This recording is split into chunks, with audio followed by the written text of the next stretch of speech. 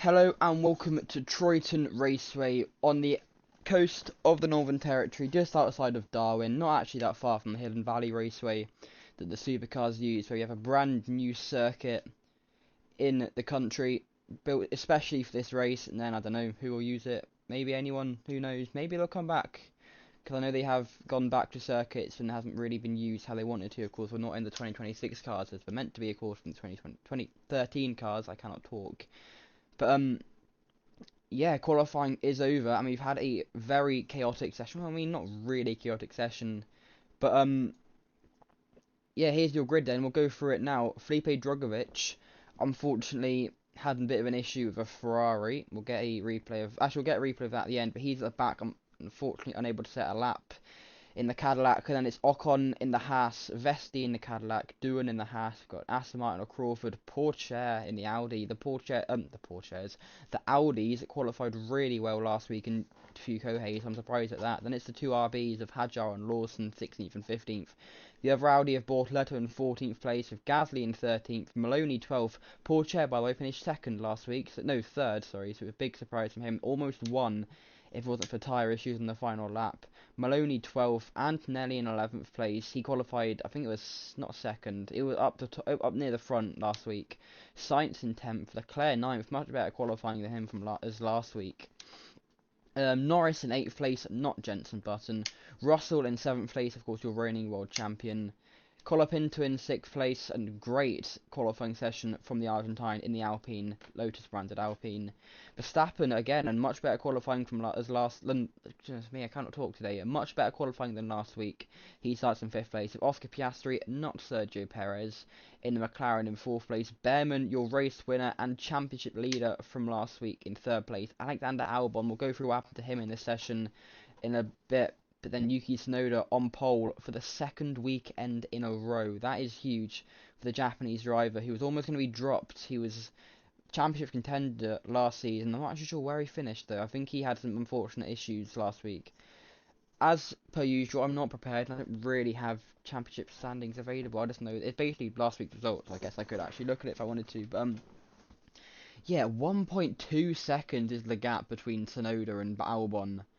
And if it wasn't for Albon's last second attempt at a lap, it would have been almost just under 2 seconds between first and second. The grid separate by 5.5. These aren't gaps we used to see. Of course, I think it is to do with the 2013 cars.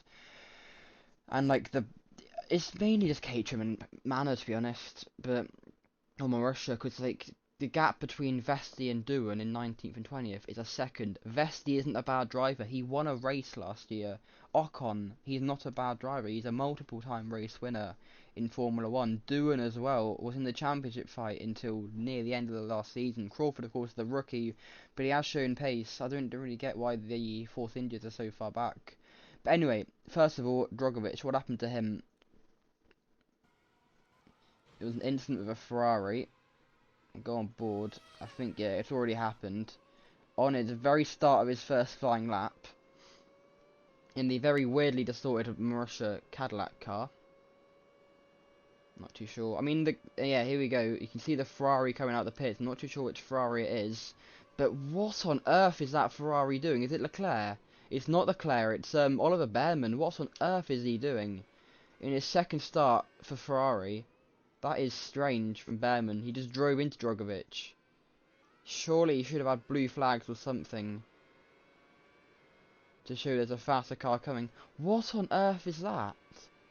That is really weird from Drugovich as to why he's done that. Not Drugovich, sorry, Behrman. Anyway, next up is Alexander Albon. He had a crash on his first proper flying lap. Just coming through here.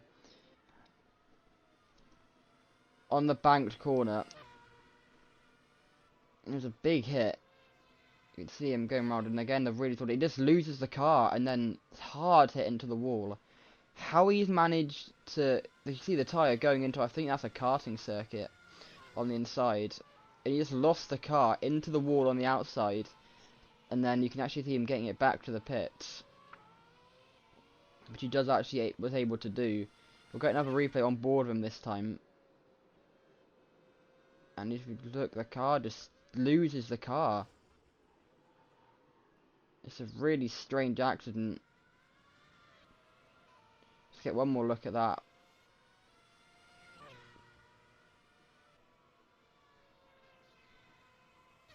And just the car just goes from behind him, and then it's a hard hit. I'm very surprised he'd managed to get another lap in. This isn't the lap. This is the lap that he set his second place lap time.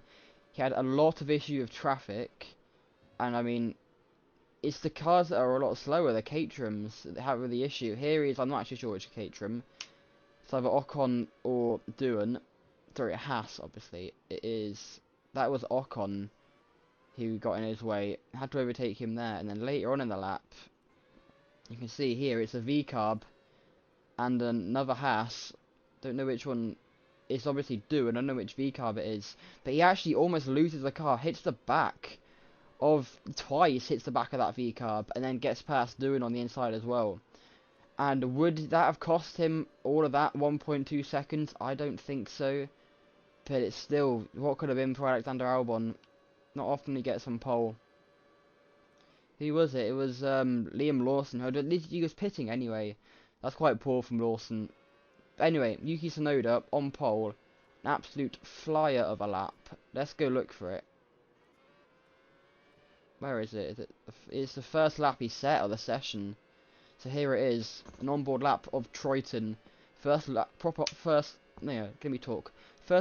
look at this Troyton circuit. He's actually got a Haas to his inside, flat out for turn 1, and then turn 2 is this long right-hander. Brake a little bit before you go up the hill. This part based off Bathurst, Forest Edge, that part of the track. Instead of going down, you're going up it. Turn 3. Left-hander, and then turn 4, turn 5, 2 right-handed. They actually got traffic in this lap, so how he managed it, I don't know. He got held up a lot on the entrance of 4, and then 5 as well. Not as tight of a corner. And we've got a bit of a bumpy section here before turn 6. It's a flat-out right-hander, very long under the tunnel, based off Monaco. Then we got turn 7, very slow right-hander. This is almost like a street circuit. This track, a permanent street circuit, you could say. I think it's based very much off of Bathurst, and then turn 9, sorry, turn 8 was a flat left-hand kink. Then turn 10, the banked corner. You can't go completely flat out. You have to let off a little bit, getting past the Mercedes in the process. And then 11, where's that line from Tsunoda? That was a strange line right in the middle of the track. And then 12, 13 and 14. Very tricky downhill section, 12 and 13. But turn 14, a nice easy right-hander before 15, the final corner, onto the front straight. A big slipstream from that Aston Martin Force India car, and that is a 128.944 from Yuki Tsunoda. What a lap that is. He's got a great chance of winning the race tomorrow. We'll have to see though, so we'll see you then. Goodbye.